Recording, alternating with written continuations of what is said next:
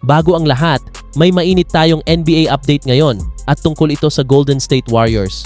At oo, tama ang narinig nyo, hindi si Steph, kundi ang kapatid niya na si Seth Curry ang balitang papasok sa Warriors. Ayon sa mga reports, inaasahan ng maraming NBA insiders na pipirma ang Warriors kay Seth Curry para punan ng isang bakanteng roster spot. Kilala si Seth bilang isa sa pinaka-consistent na catch-and-shoot players sa liga at malaking tulong ito para sa bench scoring ng Golden State. Bakit nga ba swak ang signing na ito? 1. Kailangan ng Warriors ng dagdag na floor spacing at instant offense at yun ang specialty ni Seth. 2. Chemistry? Walang problema, kapatid niya si Steph kaya siguradong may dagdag na spark sa team. 3. Golden State is in win now mode at kung gusto nilang sulitin ang mga prime years ni Steph, dapat surrounded siya ng shooters tulad ni Seth.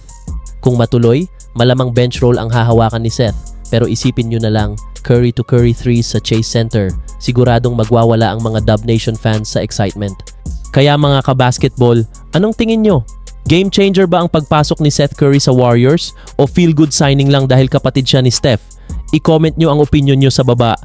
Huwag kalimutan mag-like, share at subscribe para lagi kayong updated sa lahat ng NBA trade rumors at balita at magkita-kita ulit tayo sa susunod na video. Peace out!